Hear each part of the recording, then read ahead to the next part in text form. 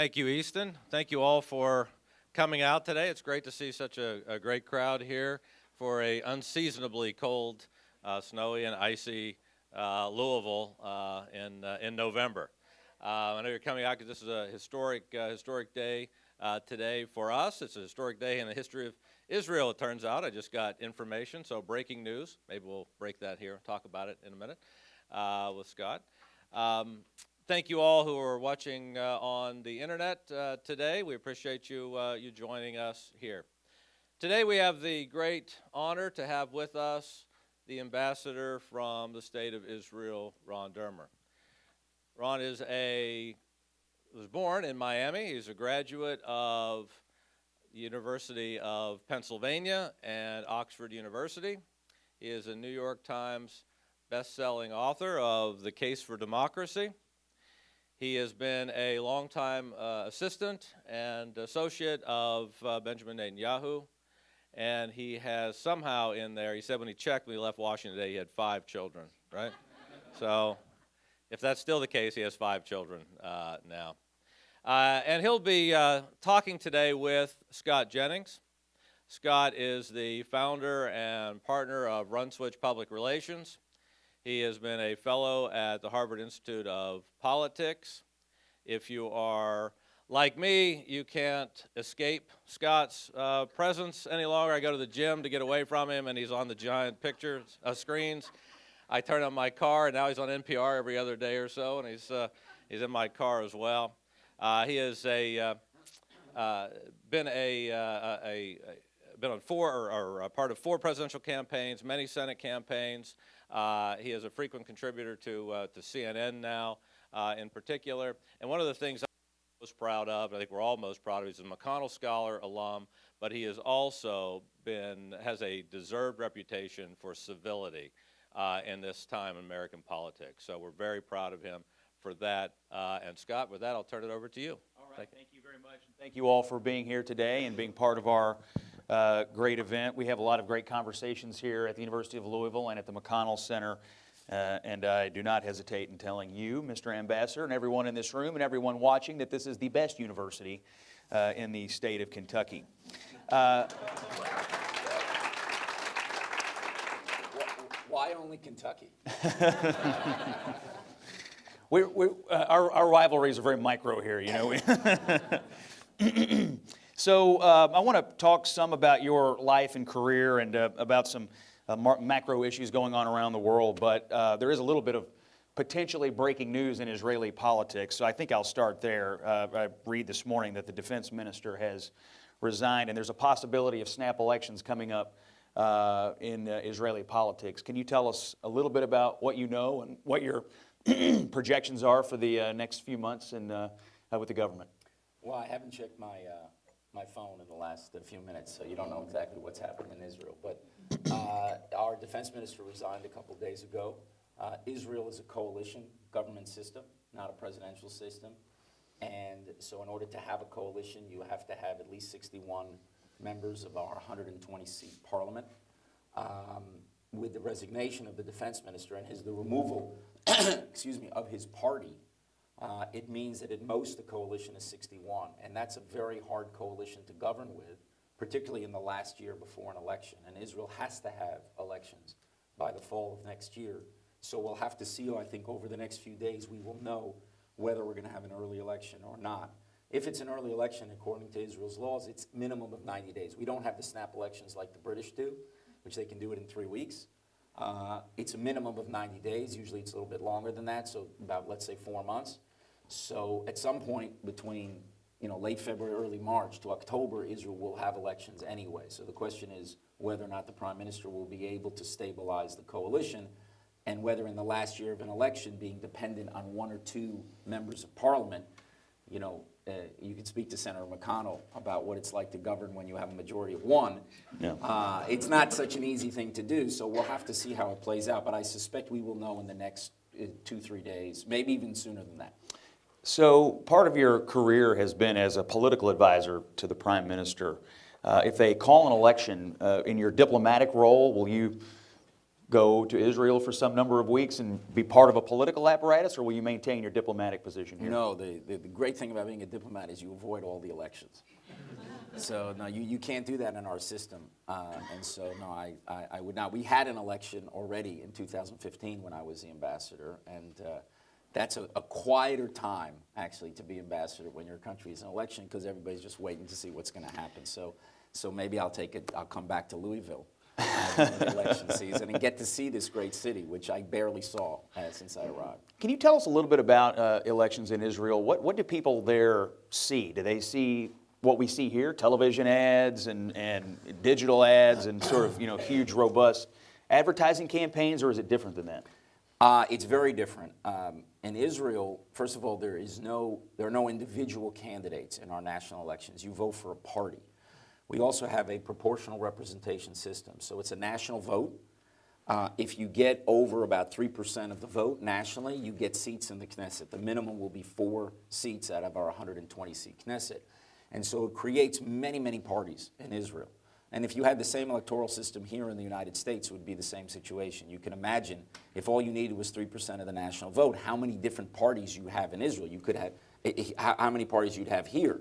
So you might have issues, let's say, abortion issue, or pro-choice or pro-life. They might have their own parties. Mm-hmm. You might have ethnic groups that would form separate parties. You could have 10, 12, 14 parties. And if you think it's hard to govern with 2, try 12. Okay, any of you who think that America's system is not working, I really encourage you to go to the Knesset to see 14 parties arguing, and it makes it very difficult. But when you go to the election, you just have that one vote. The difference between Israeli elections and American elections, one of the major differences is the impact of television. You cannot buy media ads in Israel. They're allotted. There's only about a couple weeks of the year where they have commercials, and all the parties are allotted certain time, depending on how big the party is, for commercials. After the first night, which people watch the commercials because they're entertaining, the ratings go down to almost nothing, but money does not play the role in Israeli politics that it plays here. We don't have a First Amendment, right, and I know in your system, people have defined giving for political donations to be exercise of free speech. So money plays very little role in Israeli politics, and therefore I think the system is very different. But we're also not electing an individual candidates. We did have a few years ago a direct election of the prime minister, but that ended, and we just have these parties. And after the election, these 10 or 12 parties, usually the biggest party, they get the right to form a government, and then the prime minister has to cobble together a coalition. In this outgoing government, the prime minister has 30 seats of the 120, and he has 4 or 5 other coalition parties to get over the 61 number. And the way that you do that in Israel is you give out portfolios. So the president chooses his cabinet in your system. Well, here, the Israeli public choose the cabinet effectively, because what they do is they empower these small parties. And the prime minister, in order to get a party to come in, will, for instance, give the finance ministry to one of those parties, maybe another ministry. So imagine the president having 4 or 5 different parties in his cabinet with him. So it makes it, like I said, great on governance, great on representation, very, very tough on governance. Let me shift back to your life and your upbringing. We want to learn a little bit about you. You were born in Miami, raised in Miami? Miami Beach. Miami Beach. We're over the bridge. And you're in a political... It's a big difference. We got the nice beaches, South Beach, that's ours. And you grew up in a political family in South Florida. Tell us about your upbringing. Who are your parents, and tell us about some of your political experiences growing up.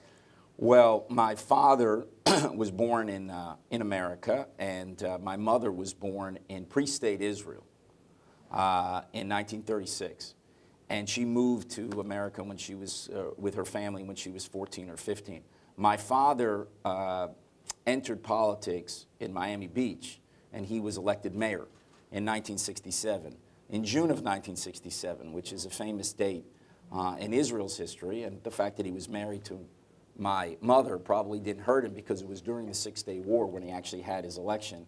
And it's an interesting story.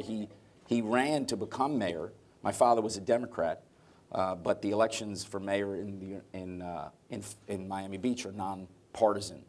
But he defeated the son of Franklin Roosevelt to become mayor during the Six-Day War is very interesting because a lot of people adored Franklin Roosevelt for all the social welfare programs.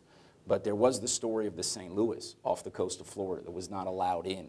These were Jews who were fleeing during the Holocaust, and that ship was not allowed in, and I think that probably had an impact. But he actually became the youngest mayor in Miami Beach history. At the age of 37, he became mayor. And what I will say about my father, you said we were a political family. We were taught that the highest, public service was the highest calling. There was also a belief that, especially in local politics, but that there were a lot of dishonest people in politics. And you needed to be an honest person in fighting them. In fact, the local paper, I don't think it was the Herald, I think it was another paper, called my father the man from La Mancha. And they meant it as a knock against him about this guy who thought he was going to, you know, stand up to everybody else. And he actually saw it as a compliment. So when I grew up in my house, I had Don Quixote things all over the house. Pictures, something from knives, spoons, and forks, and Don Quixote, all sorts of things. But we were taught that fighting for the public good was the most important thing. And I could say my father passed away very close to my bar mitzvah, my 13th birthday, 2 weeks before. But he left public life with a better reputation than he entered it, for honesty and integrity. So much so that my brother, his other son, was elected mayor 34 years after he was elected mayor, totally different city, but he had a name that spoke of integrity. And he also left. He was a 3-term mayor. My father was a 2-term mayor. My brother's the second youngest mayor. He was about 37 and a half. And he also left public life with a better reputation than he entered it. And I always have a challenge to people who live in Miami Beach. If you can find a single person that sees my father or my brother as being corrupt, and I will give you $1,000. They may not like him, but he was not corrupt. And he stood for the public good against a lot of other interests. And so my brother found that in local politics, I don't know if that's affected, you know, my life in terms of serving Israel and serving the public good. And we have plenty of enemies ourselves. So he definitely left me, I think, a very strong legacy that public service, like I said, is the highest calling that you could have. And you're in public service now, but you had a stint as a newspaper columnist for the Jerusalem Post. Tell us about what drew you to wanting to write for a newspaper, and how did you find your time in the media? What kind of topics did you tackle? Well, it was great because I got to be a columnist, and you can write about anything you want. And I loved it. I started it, I think, in 2000, and I would just... you know, it was your way to vent on all the issues of the day, the foreign policy issues, the economic policy, social policy, and anything that came to my mind. You know, you write your 800-word column and get it out every week, and I really enjoyed it because it allows you to speak about all these issues. And that was before a time where the media was so dispersed. I mean, right now, you know, you still have the major papers, but there's just so much out there, so much information out there. So I was writing a column for the Jerusalem Post for 3 years, and just about everything. And if you are interested into what I believe, then go look at those columns that I wrote, and pretty much covers almost all the issues, most of the issues that we're still dealing with today. And you went on to write a book in 2004 called The Case for Democracy, The Power of Freedom to Overcome Tyranny and Terror. Tell us about that book, and why did you write it?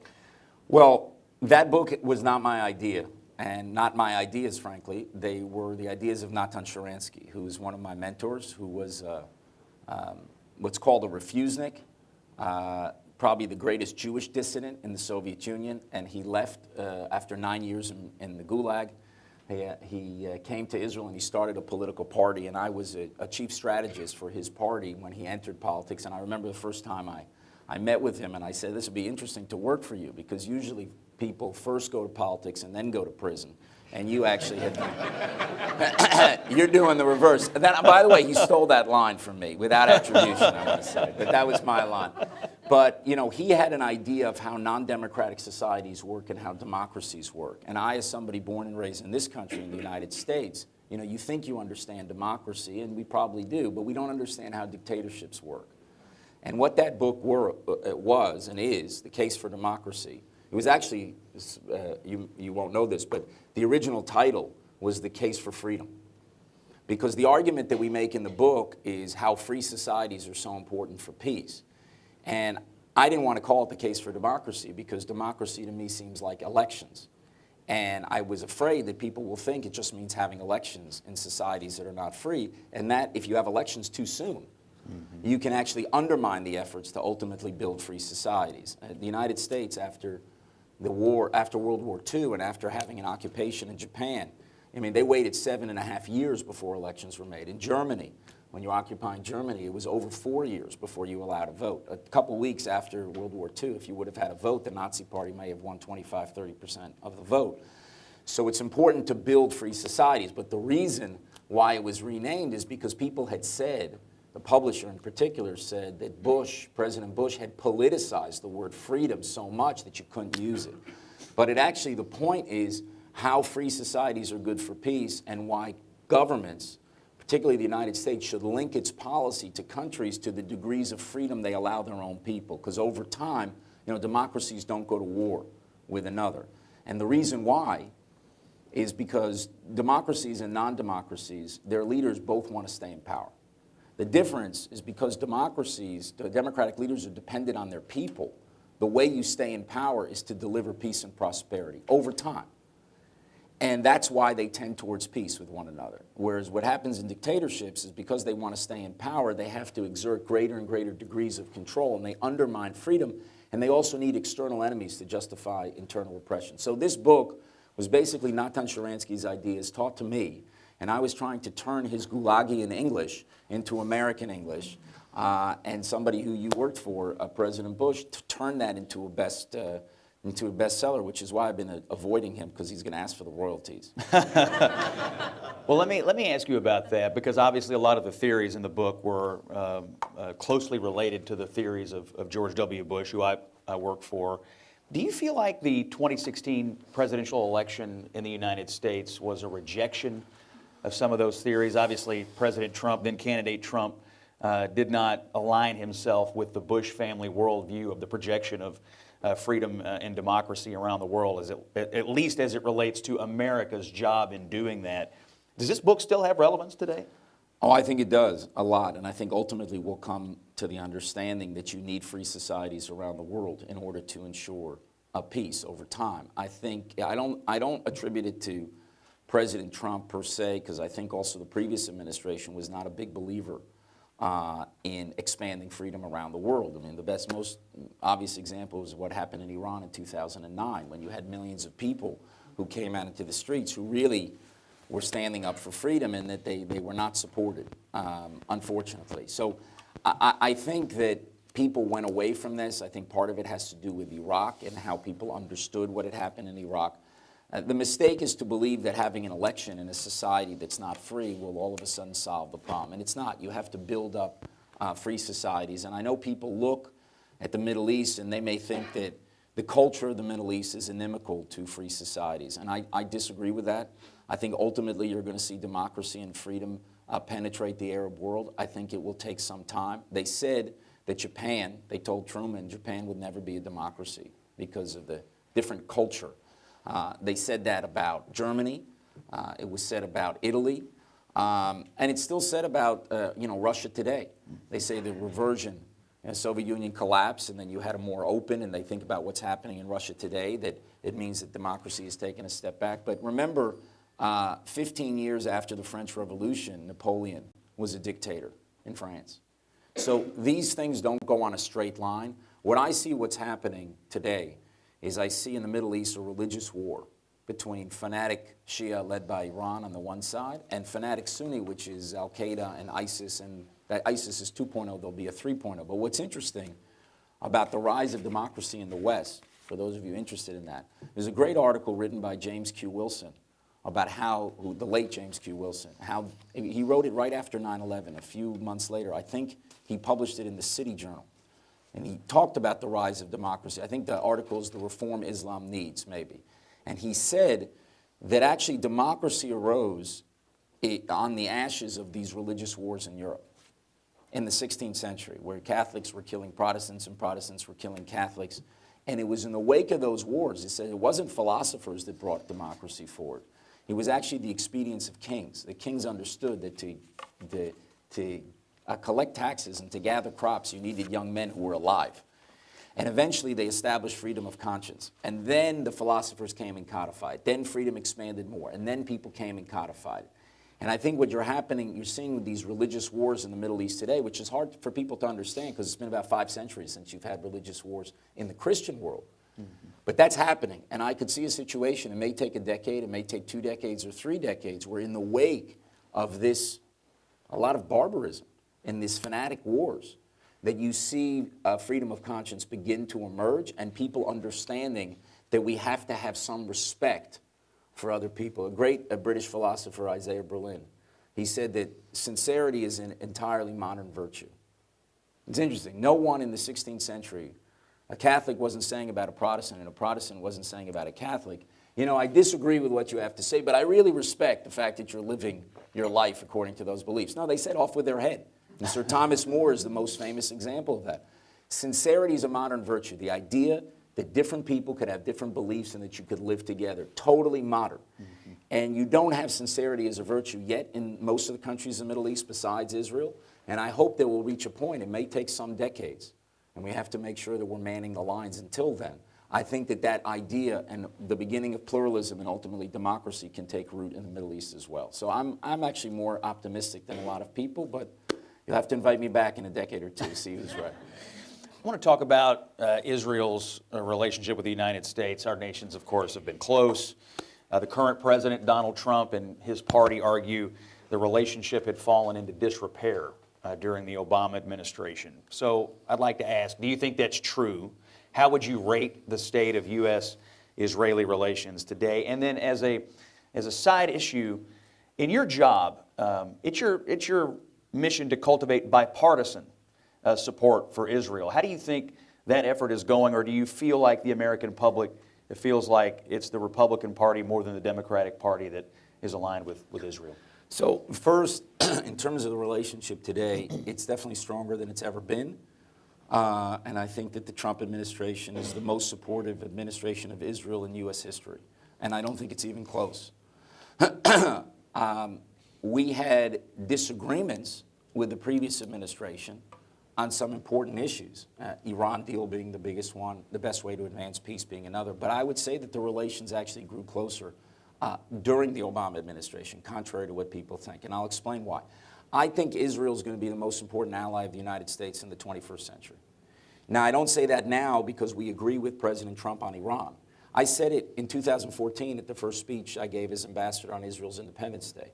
And people were surprised at the time that I said that because we had these big disagreements. And sometimes people can see these disagreements between governments and not understand what is actually affecting the fundamental relations between the two countries. The reason why Israel will be the most important ally is because of security and technology. The major threats facing the United States in the coming decades are going to unfortunately emanate from the Middle East. And to the extent that you don't want to be there, and this is one thing that I think President Trump actually shares with President Obama, that neither of them are looking to be involved in wars in the Middle East. To the extent that you don't want to be there, you need a formidable, reliable, democratic ally that shares your interests, shares your values, that can project power. And Israel is that ally. And so I think for America's national security, Israel's importance will grow in the years ahead. And we have not only a powerful army, and we do get important assistance from the United States, which we're very grateful for, but we also have one of the most formidable intelligence agencies in the world that helps keep countries around the world safe and helps save American lives by thwarting and foiling all sorts of terror attacks. The second issue is technology. In Israel, you have the second great center of innovation in the world. The first is Silicon Valley, the second is Israel. And we are a global technological power in agriculture, in water, in cyber. Here's a statistic I was just talking about before. Israel's 0.1% of the world's population. But we account in the last 2 years of 20% of global investment in cybersecurity. So in cyber, Israel's punching 200 times above its weight. In cyber, Israel's bigger than China. And of all the cyber powers in the world, the one, Britain's another one, but it's Britain and Israel who are at least not your adversaries. I don't want to say enemies, who are on your side. So if I look at who's your most important partner for security, there's maybe 3 or 4 countries around the world. You could say Britain, you could say Canada, you can say Australia. Who's your most important partner for technology? It's Israel. more than Britain, more than France, more than Germany. So if I see those two combinations, I see the United States and Israel getting, this alliance getting strong. I think it's important that it keeps on being bipartisan, and we've been blessed to have leaders on both sides of the aisle who've been very supportive of Israel over the last 70 years, and hopefully that will continue. We are very grateful for the current administration for the policies that it's had, but I think the long-term alliance is based on shared interests, based on shared values, and also, this is also very important, a shared sense of destiny. Israel and the United States are unique as countries because we are not just countries, we are causes. Henry Kissinger doesn't like that when you say that a country is a cause. He says Iran has to decide whether it's a country or a cause. I think Iran's a cause. I just think it's a bad cause. This regime is, not the people, but this regime in Iran. Israel and the United States are causes. The United States is this great beacon of freedom and liberty around the world. And it's entrusted by history, I think, with securing a liberty's future. And Israel is really the great hope of the Jewish people that has rights for all our citizens, Jews and non-Jews alike, but is the one place where the Jews exercise their collective right of self-determination, and I think is also a beacon of freedom in a very dark and dangerous Middle East. And I think as long as these two countries believe in those causes, the alliance will be very strong. If either country would reject that idea, your exceptionalism, our exceptionalism, then I think you'd see strains in the alliance. Let's talk about the alliance through the lens of the Middle East peace process. There are reports that the president's son-in-law, Jared Kushner, is about to go public with a plan that he's been putting together for a couple of years. Have you been briefed on what Mr. Kushner is going to do, and do you expect them to make a major announcement before the end of the year? I don't know. We'll have to see. What we've had is we've had the opportunity to explain to them what our major concerns are. I think they have been very sensitive to our security concerns, and I'm very grateful to that. And we'll see how that comes out in an eventual plan. I'm sure that they will put out the plan when they think the time is right, and they have to take in many things into consideration. But for us, one of the most important issues, if not the most important issue, is our security. And I think with the team that's currently involved, there is a great respect for Israel's sovereignty. And what I mean by that is when you talk about security, who decides? Who decides what is important for Israel's security? Is it people in Washington? Is it a peace envoy? Is it a UN? Or is it the elected government of Israel? Is it the people of Israel who are a democratic people, who are free people, who elect their government? Who decides? So you have a lot of people who will say, this is what's good for Israel. This is what will protect your security. Well, I think that the people of Israel should decide what protect their security. And there's a great respect here and a deference to Israel when it comes to our security needs. And I respect that very much. I have, over the last 25 years, we've had many people who are friends of Israel who come out with all sorts of initiatives. And I think, honestly, they are friends of Israel and they're being sincere. But their view is we're going to save Israel from itself. Israel doesn't need to be saved from itself. We're free people. We know what's going to keep us safe and not. We have to make the decisions that are going to affect our future. And to have people sitting in Washington or other capitals around the world on a whiteboard saying this is what's going to keep Israel safe, that's just wrong. You would not want other governments to tell you what's going to keep you safe. So don't ask Israel. Don't impose some idea of what's going to keep us safe on us. And I'm confident that when a plan comes out, it will be a plan that will take greater account of Israel's security needs than any plan that has ever come out. As we head towards this rollout, whenever it comes, there's been a lot of conversation about the U.S. relationship with Saudi Arabia, the Israeli relationship with Saudi Arabia, and most recently, the complication in that relationship because of the murder of the journalist Jamal Khashoggi. I want to ask you, how did that dynamics change in the region on that issue? And I specifically want to ask it this way. The Saudi government has given numerous shifting stories. He left, he wasn't there, he left, he died, it was a fight, we murdered him, well, we're going to give the death penalty to the people who can tell us who told him to kill the guy. I mean, it has been outrageous, frankly. You were a journalist, I'm a journalist. I was a columnist, never a journalist. You're more serious than I am. But I'd like to ask you, this moment where we need the Saudi regime to be part of this process, and their disrespect of the truth on this issue, how complicating has it been for the larger peace process, in your opinion? You know what, it's a good question. We're going to have to see how it works out. I think the United States has to balance two things. One, it's an important thing for the United States to make clear that an action like this, a reprehensible action, cannot happen with impunity. That's important. The other thing is, what do you do about the relationship that you have with Saudi Arabia? It's actually two separate issues, and have to be careful about taking this specific event, as bad as it is, and then saying, well, that means that we're going to undermine the whole relationship with Saudi Arabia, and they could actually destabilize the whole region. Now, in terms of the Saudi, prince, I think there have been and maybe are still hopes that he is a force that can help modernize as Saudi Arabia. There's certainly no question about what he thinks about Iran, which is the great danger to the Middle East. I mean, he has, I think, described the Iranian leadership, he's put them in the same category as Hitler. So this is somebody who's confronting Iran. I think he's also somebody who is willing to confront the fanatical forces on the Sunni side of the aisle, on his side of the aisle as well, the Wahhabi forces as well. And I think that a lot of the Gulf countries understand for the first time in the history of this modern state of Israel that Israel is not an enemy, but is a potential ally in confronting common problems. The question is, how will this specific incident and the response to this incident, how will it affect the whole process moving forward? It remains to be seen. I don't know. What I would say is for those of you who are interested in policy making, and I discussed this with a group of your scholars before, you should reread what Jeane Kirkpatrick wrote about 40 years ago. The late, great Jeane Kirkpatrick wrote an article called Dictatorships and Double Standards. And I think it came out in the late 1970s. And it's an article that Reagan read, that she wrote, and that's actually what got her to go to the UN and to be one of the great ambassadors. By the way, Ambassador Haley's been fantastic as well. But the original Iron Lady at the UN was Jeane Kirkpatrick, and what she wrote there, she was making the case of why the United States should not undermine its relationships with countries that had complicated human rights records, very complicated. I'm being a diplomat.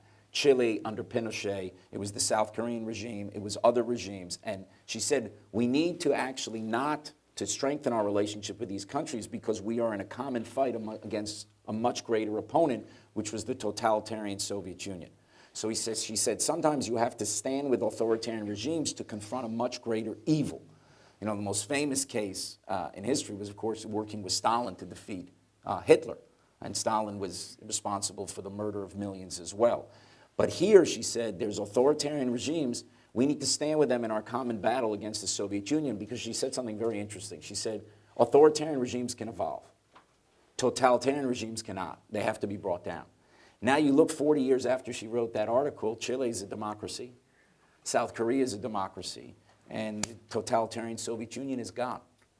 And for all the concerns that people have about Russia today, it's not the Soviet Union. And those people who think it's the Soviet Union don't understand what the Soviet Union was. So I think when you're thinking about how to deal with countries like a Saudi Arabia, that's obviously not a regime that shares values with the United States, they are standing with you against the common enemy, and there might be a possible evolution, and perhaps this particular incident will help that evolution move faster. And that's what I would suggest. I think there's an acceptance in American politics that frequently the United States, across multiple administrations, has had to stand with people who don't share our values. But I think the core question as it relates to this issue in the peace process is, can you trust people who so willingly lie when it's obvious the facts are eventually going to come out or become clear? And I think that's what's shaken a lot of people's view of this White House and its relationship with Saudi Arabia. And well, we don't, and in peace process in general, we don't base any of that on trust. I mean, we have to have the ability to defend ourselves even after the peace agreement is signed, because things can change, relationships can change. There are countries like Iran that we were allies with and had a good relationship with over 40 years ago, and then all of a sudden they become our biggest enemy. There's other countries in our region that we were doing joint military exercises with 15 years ago, and now we're in a completely different relationship. So you don't know. When Israel signs a peace agreement, we have to have the security capability to defend ourselves even if that peace would unravel in the future. We will never sign a peace agreement. This prime minister, I can assure you, would never sign a peace agreement that would compromise on Israel's security based on trust of another country.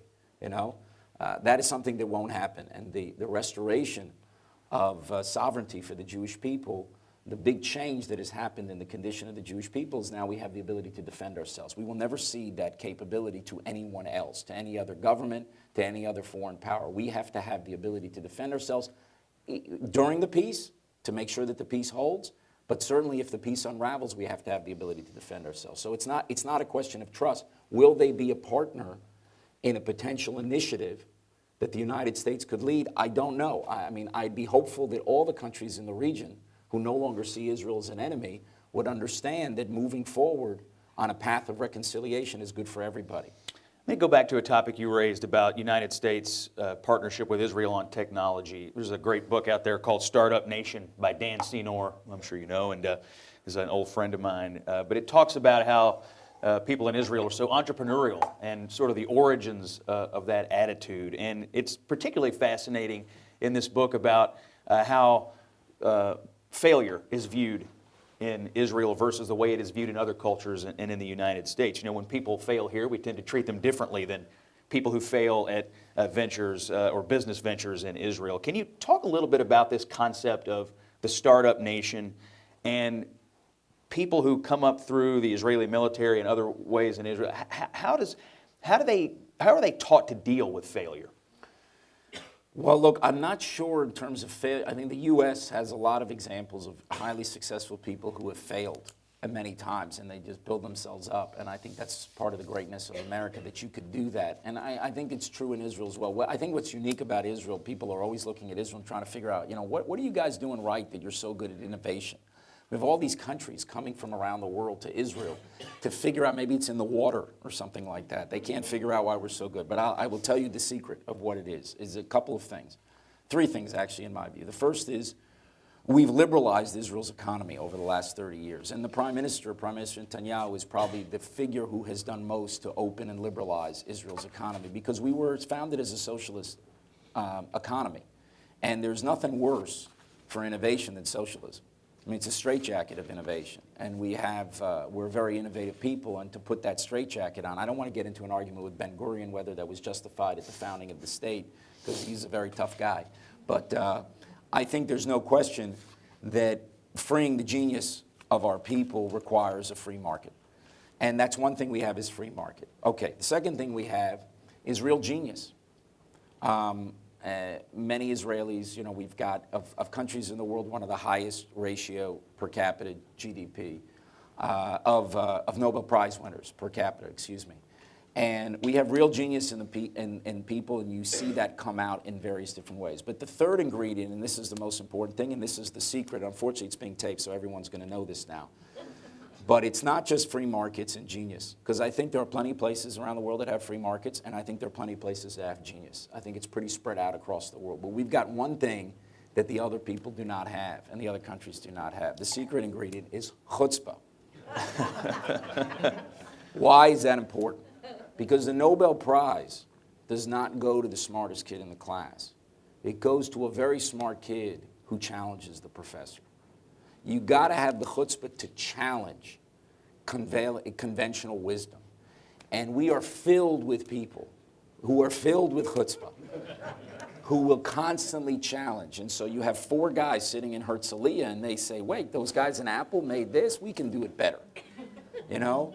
And a startup that will say, no, we can actually do it better. And this idea of being able to challenge the conventional, that is actually deeply embedded in culture. Those of you who've been to a Friday night dinner in a Jewish home, you know, sometimes the non-Jewish friends of mine who come over, they're sort of shocked because they don't have conversations like that where everybody's arguing with everybody else all the time. And it's deeply embedded in the military culture, right? The people are allowed to challenge their superiors. Yes, exactly. Yeah. And that has actually led to many people, particularly at the lower levels of commanders, who have been exceptional.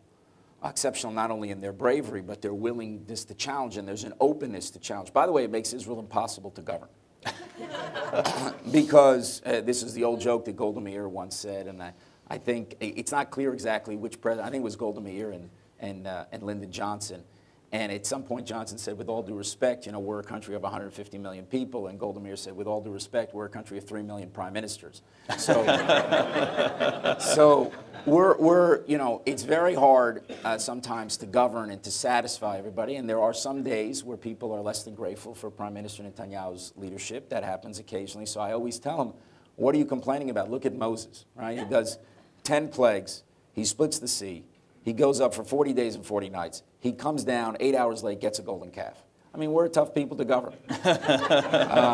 But that genius and chutzpah and everything, that challenge, that anti-authoritarianism that is so great for innovation in the world, that culture of skepticism and questioning, and that is I think, really coming to the surface. And I think if you look ahead, since we are in a 21st century of knowledge, where innovation and the ability to create conceptual products is going to drive growth, Israel is poised to seize the future as no other country in the world is seizing the future. And getting back to what you said about the Arab states, for the Arab states to boycott Israel is a little bit like Oregon, Nevada, Utah, Arizona, New Mexico, and half of California boycotting Silicon Valley. Because if they really want to leapfrog a few centuries, actually partnership with Israel and Israeli technology is the best way to do that. And we can really help not just the region, but the entire world. And Israeli technology is helping, quench the world's thirst by innovations that actually draw water out of thin air. There's an Israeli company that takes air, and the humidity in air, and actually you can make a cup of water and it's not hooked up to anything. And agricultural technology, and like I said, cyber, healthcare, autonomous vehicles, there's all of these areas where Israel is going to be a prime leader, which is why all these tech companies are investing in Israel, because that is a critical place where the innovations of tomorrow are happening. So we're very excited about what the promise of the future. Let me talk about Iran for a moment. Now we got to go back to Iran. Well, I want to talk about Iran, and then I want to talk about Syria. But first on Iran, what was going through your mind when the Obama administration decided to enter into its agreement that's now been tossed out, of course, by the Trump administration? In your opinion, was that agreement ever going to work? No. That agreement poses a threat not only to the security of Israel, but to the survival of Israel. So you are happy about what the Trump administration has done. What do you say to the critics who say, it made the region less secure than, what Obama did? Well, look, when President Trump made that decision, I said it was the second best day that I had as ambassador. The best day was when my prime minister showed up in Congress and spoke against that agreement, because that was our sovereign responsibility as a country to speak out when we were dealing with a deal that threatens the very survival of Israel. And I want to make something clear. I don't believe that the people who supported that deal, certainly not former President Obama or Secretary of State Kerry or others, I don't believe they intend harm to come to Israel. We have a disagreement over what that deal is going to do. But I can tell you something. If there was a deal that was going to actually block Iran's path to nuclear weapon, then I, as the ambassador of Israel, a country that is threatened directly by Iran every day, they call for our annihilation and they work for our annihilation, I would be going house to house across America to convince people to support that deal. The reason why we oppose it is that the deal does not do any such thing. What it does is it puts temporary restrictions on Iran's nuclear program that are removed automatically in a few years. And in that time, Iran can enrich uranium to its heart's delight, and they will not have to sneak in or break into the nuclear club. They'll simply walk in to the nuclear club. And 10 years or 15 years is a long time in the life of politics. It's a blink of an eye in the life of a country. And that deal was terrible. And it endangered Israel not just in 10 or 15 years on the nuclear side, but by getting rid of the sanctions, it empowers Iran. They went from facing a headwind of sanctions to a tailwind of sanctions relief. Hundreds of billions of dollars pour into Iran, and that money used to fuel Iran's war machine. And when Trump walked out of the deal and restored sanctions, people said, well, look at your allies. Look at the French, look at the Germans, look at the English. I mean, they're all opposed to this. Okay, that's the French, the Germans, and the British. What about your allies in the region? What about the people who actually live there? Israel supported Trump's decision. The Arab states supported Trump's decision. And generally speaking, when Israelis and Arabs are on the same page, people should pay attention. That's the ultimate no-spin zone. And we were the guinea pigs in this failed experiment. And so I will listen to European leaders, Foreign Minister of the EU, saying it made the region safer. What region is she living on? What planet is she living on? Because it made our region much more dangerous. It brought war literally up to Israel's borders because it empowers an avowed enemy of Israel, of our Arab neighbors, and also of the United States. Understand, Israel's the little Satan to Iran. You're the great Satan. And when Iran is developing intercontinental ballistic missiles, I've got news for people, Israel's on the same continent as Iran. Those intercontinental ballistic missiles are not for Israel, they're for you. And they're developing those. And this deal does not freeze Iran's nuclear program. They're doing research and development to advance their program under the deal. So it was, I think, a disaster of historic proportions. And it puts us on cruise control heading over a cliff. And when people tell you the deal is working, well, it just means the cruise control is working. We're focused on the cliff. And what President Trump did is he turned the wheel. It hasn't solved the problem, but it is a hinge of history. And hopefully others will join Trump in continuing to put pressure to starve this regime of funds that they will use to fuel their war machine around the region. And it's what Trump did in that decision is the single most important decision that affects Israel's national security of any decision any president has made. And I'm very deeply grateful for it. When Nixon made the decision to rearm Israel in the '73 war, he wasn't alone in making the decision, and many people sort of pushed President Nixon to do it. Here, President Trump made that decision against almost all the powers of the world, except for the actual people who live in the Middle East, who were telling him it's a good idea. But all the leaders told him not to do it, and even senior people in his own administration told him not to do it. So I have great respect for his decision, and I think as you look 6 months after he made it in May, and you see the situation in Iran is in now, the pressure that has been brought to bear in Iran because the president is making them choose between doing business with a $21 trillion American economy or a $400 billion Iranian economy. It's not much of a choice. And German banks have left, and British airlines and French oil companies. You see the change that is happening. You see what's happening inside Iran when the people of Iran are rising up against this regime. I think it's a historic decision, and I hope there'll be a consensus in the United States, frankly, on both sides of the aisle, that this deal, regardless of what the intentions were, was a very bad thing. We saw what happened a year and a half or 2 years after the deal was signed.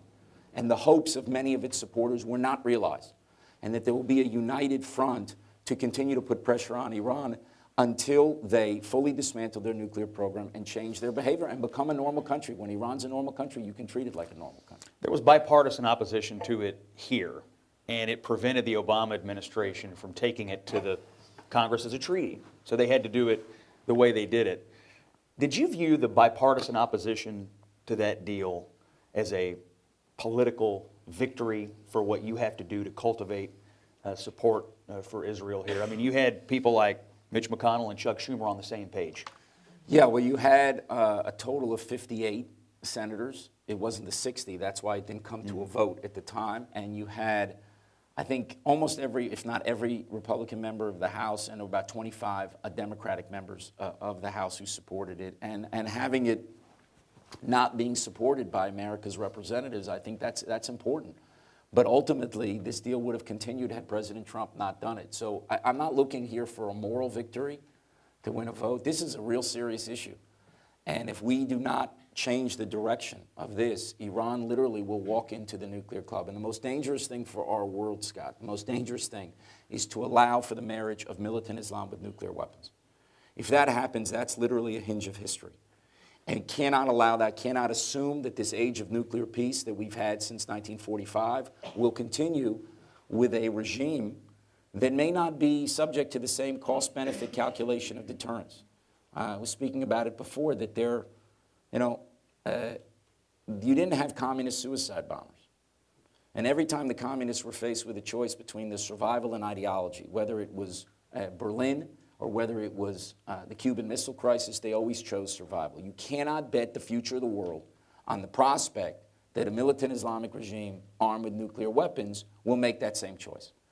And if you're forced into a situation where you have to accept that, well, then you have to make the best of it. But you don't have to accept it.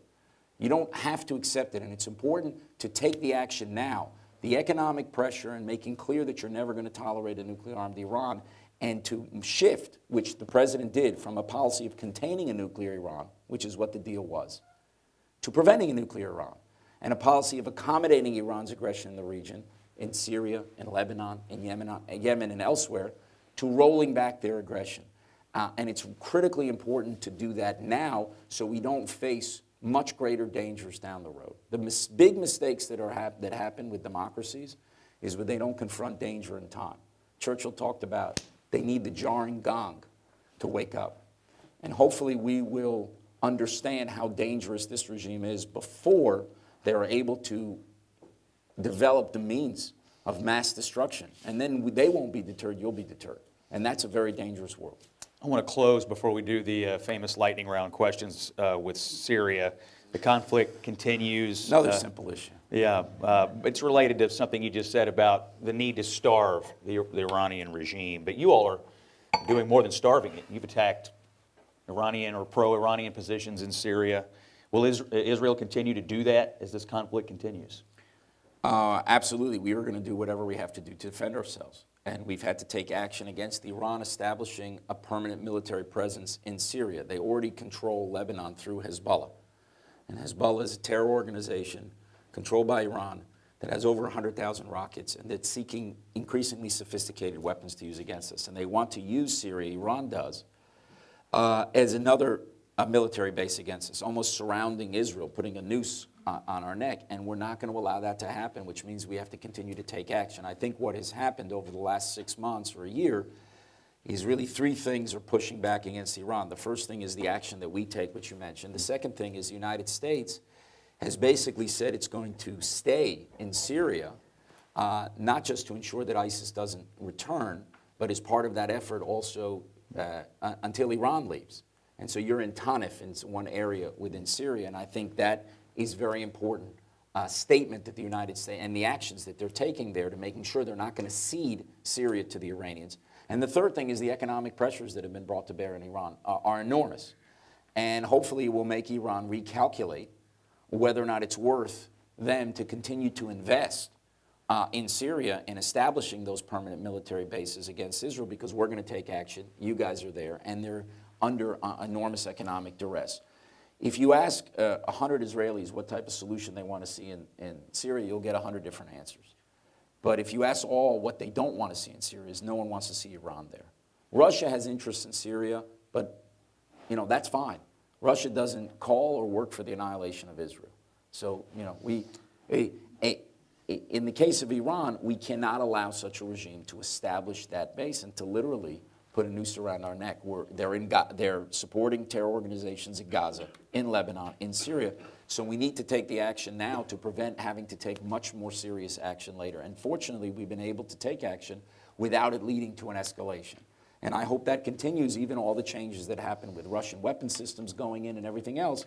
The most important thing for us is to maintain our freedom of operation, to ensure that Iran cannot establish that base. And the answer to your question is yes, we will continue to do what we have to do to protect our people. As a final question on this, you brought up the deployment of Russian systems. Have they hindered Israel's ability to strike with anti-missile defense systems, and how has that complicated Israel's relationship with Russia, given their support of the Assad regime there?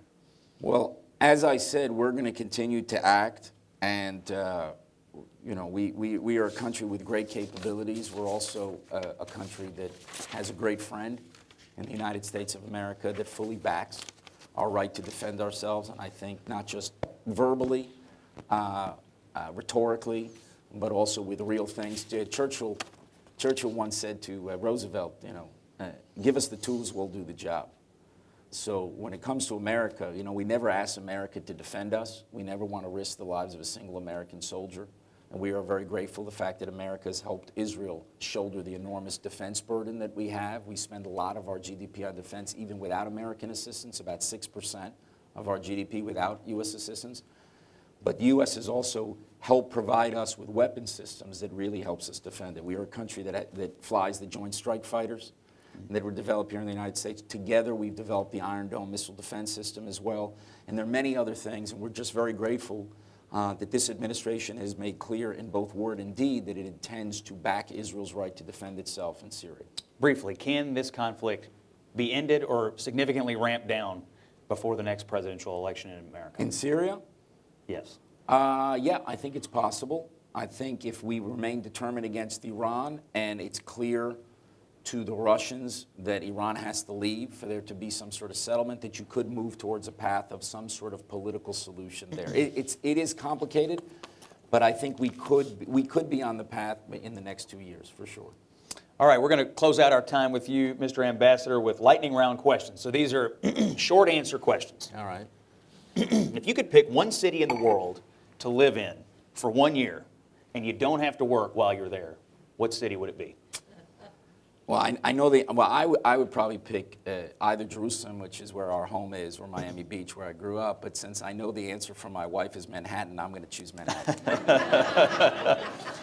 She actually told me once, I'd like to spend 1 year there or something.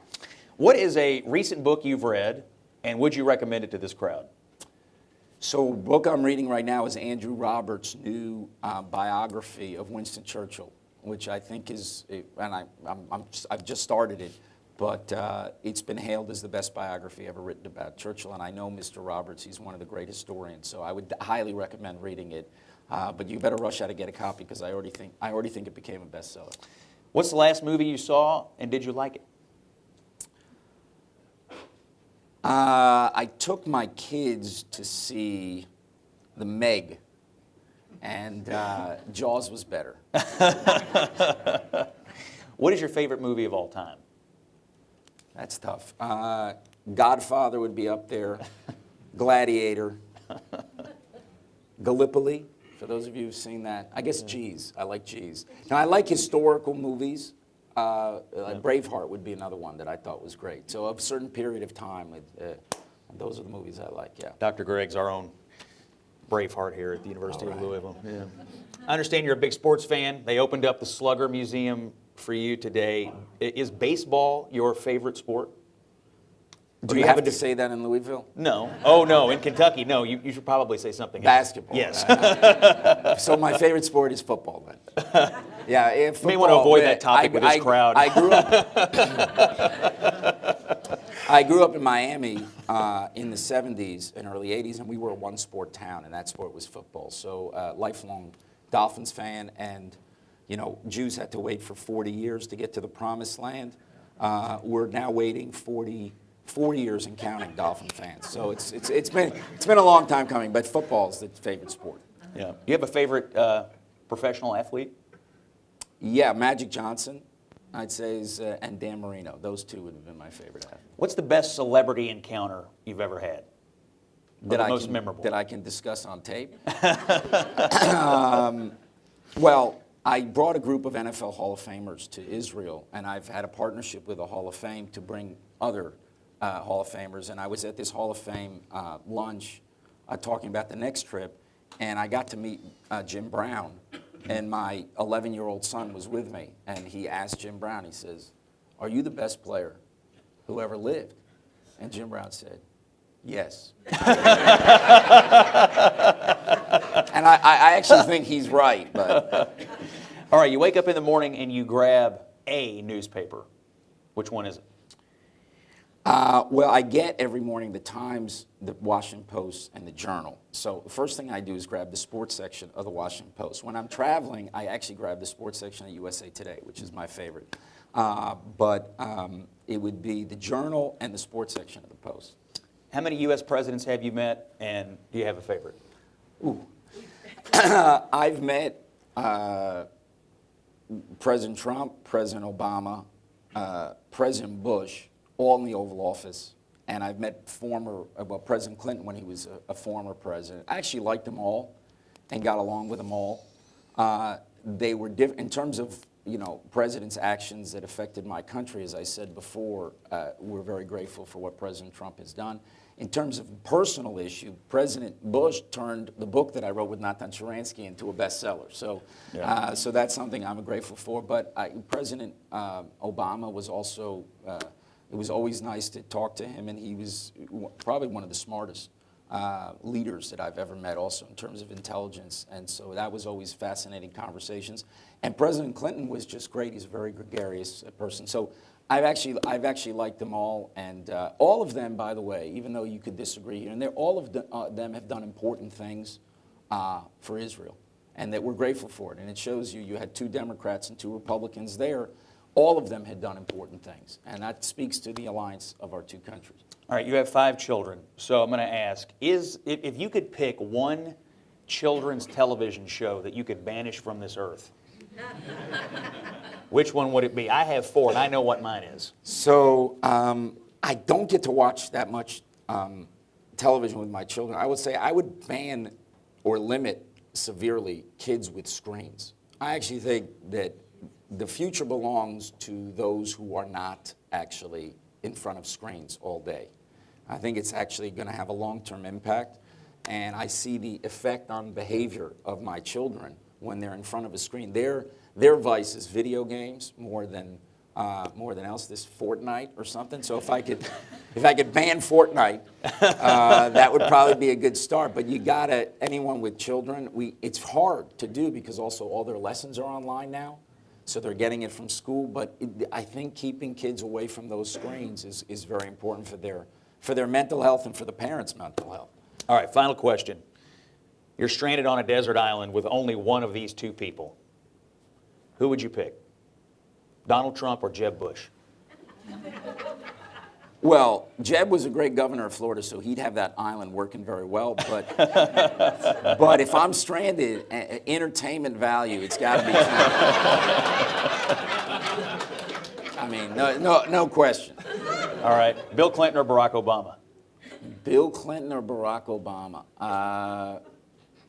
That's hard.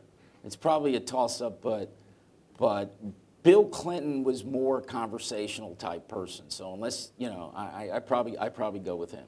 Chuck Schumer or Mitch McConnell? In the McConnell Center, you're asking? In the Elaine Chao Auditorium, yeah. Well, one thing's for sure, I wouldn't want them both on the opposite.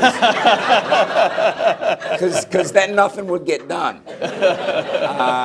But all kidding aside, we're very grateful. I said it before, that both the majority leader and the minority leader are great supporters of Israel. And I have to say, Mitch McConnell, who I've gotten to meet many, many times in my tenure as ambassador, is a fantastic friend of Israel. And also, I think a remarkable political leader. I used to ask somebody, what their definition of leadership is. I stopped asking about 25 years ago because I heard this definition that always stayed with me. It said leadership is making the most with the hand you're dealt. And I think Mitch McConnell has shown himself to be a fantastic leader. Whatever cards are dealt, whether you agree or disagree with his politics, but he's shown an incredible ability to advance the things that he believes in, and he does it in also a very quiet way. I think somebody said once, don't ever underestimate the humble professor working away in his study. Well, don't ever underestimate the humble majority leader working away in the U.S. Senate, because he's a very, very impressive political leader, and we are grateful for his support. And also, when I go to the Schumer Center, of course, I'll have to talk about Chuck Schumer, who's another great friend of Israel. But thank you very much. Mr. Ambassador, thank you for being with us today. Ambassador Ron Dermer. Thank you.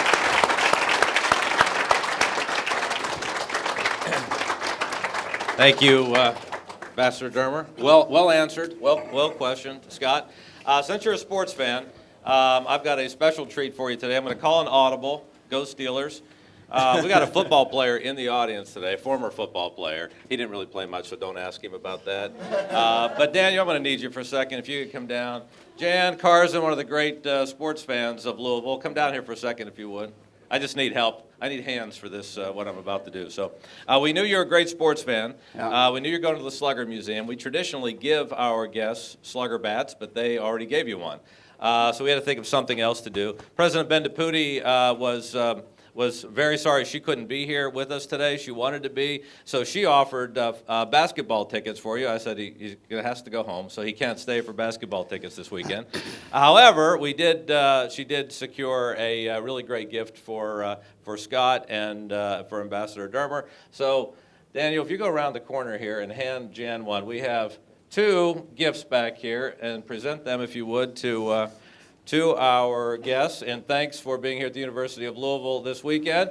We have wow. signed All right. basketballs from our new great basketball coach, Chris Mack. Very good. Oh, thanks. That's great. Oh, that's great.